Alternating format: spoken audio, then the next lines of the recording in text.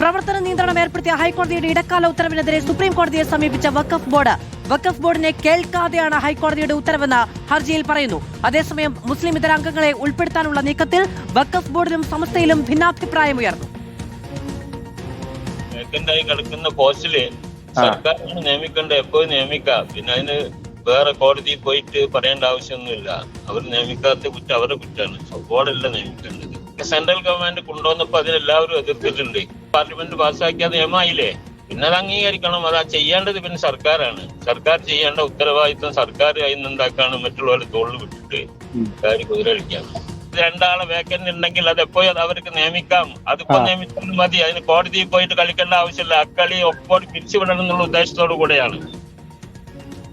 ലീഗിനെ സംബന്ധിച്ചിടത്തോളം അവര് മുസ്ലിം സമുദായത്തോട് കടുത്ത വഞ്ചനയാണ് ഈ കാര്യത്തിൽ ചെയ്തത്.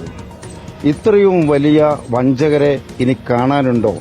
രണ്ട് നോൺ മുസ്ലിങ്ങളെ അപ്പോയിന്റ് ചെയ്തിട്ടില്ലാത്ത കാരണം കൊണ്ട് ബോർഡ് പിരിച്ചുവിടണമെന്ന BJP നേതാവിന്റെ റിട്ടില് ലീഗ് അടക്കം നേതൃത്വം കൊടുക്കുന്ന ഗവൺമെന്റ് നേരിട്ട് കോടതിയിൽ പോയി അതിനെ സപ്പോർട്ട് ചെയ്യുന്നു. വാദിയും പ്രതിയും ഒന്നാക്കി കളിക്കുന്ന ഒരു നല്ല നാടകം കളിച്ചു ബഹുമാനപ്പെട്ട ഹൈക്കോടതിയിൽ. തിങ്കളാഴ്ചയോ ചൊവ്വാഴ്ചയോ ഇതിനെ മാറ്റിക്കൊണ്ടുള്ള വിധി, സ്റ്റേ ചെയ്തുകൊണ്ടുള്ള വിധി വരും എന്ന് ഞങ്ങൾ പ്രതീക്ഷിക്കുന്നുണ്ട്. വഖഫ് നിയമ ഭേദഗതി വിഷയത്തിൽ സംസ്ഥാന സർക്കാരിനെതിരെ SYS സംസ്ഥാന ജനറൽ സെക്രട്ടറി റഹ്മത്തുള്ള സഖാഫിയും രംഗത്തെത്തി. AK അഭിലാഷ് വിവരങ്ങളുമായി ചേരുകയാണ്.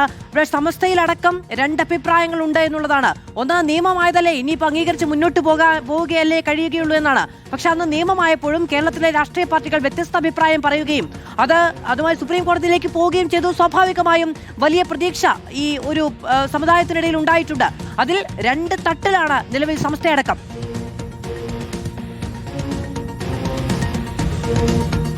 അതോ സമസ്തയിലെ നേതാക്കളിൽ നിന്ന് വിഭിന്നമായ സ്വരങ്ങളാണ് ഇപ്പോൾ പുറത്തു വരുന്നത്. നേരത്തെ ഉമർ ഫൈസി മുഖം ഈ നിയമ ഭേദഗതിയെ ശക്തമായി എതിർക്കുകയും അതുമായി ബന്ധപ്പെട്ട് പല വിമർശനങ്ങൾ ഉന്നയിക്കുകയും ചെയ്തിരുന്നു. പക്ഷേ ഇപ്പോൾ അദ്ദേഹം അതിൽ നിന്ന് പിൻവാങ്ങുന്നു എന്നുള്ള സൂചനകൾ തന്നെയാണ് നൽകുന്നത്.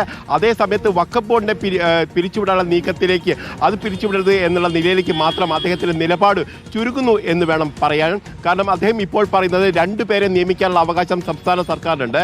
ഈ നിയമം നേരത്തെ തന്നെ ലോക്സഭ പാസ്സാക്കി കഴിഞ്ഞതാണ്. അതുകൊണ്ട് തന്നെ അത് അംഗീകരിച്ചു പോവുക മാത്രമാണ് ഇനിയുള്ള വഴി.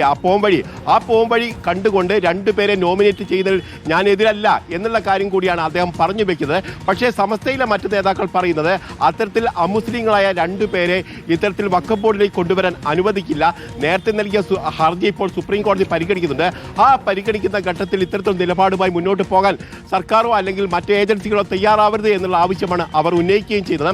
ഏതായാലും വലിയ തരത്തിലെ വിമർശനങ്ങളും അതോടൊപ്പം തന്നെ വലിയ തരത്തിലുള്ള അതിർത്തിയുമാണ് സമസ്തയുടെ പല നേതാക്കളുടെ ഭാഗത്ത് വരുന്നത്. അതിനിടയിലാണ് ഇപ്പോൾ രണ്ട് അമുസ്ലിങ്ങളെ നിയമിക്കുന്നതിൽ തെറ്റില്ല, അത് നിയമത്തിന്റെ ഭാഗമായി കഴിഞ്ഞ കാര്യമാണ്, ഇനിയും അത് പറഞ്ഞ് മുന്നോട്ട് പോകുന്നതിൽ കാര്യമില്ല എന്നുള്ളൊരു നിലപാടിലേക്ക് ഉമർ ഫൈസി മുഖം വരുന്നത്.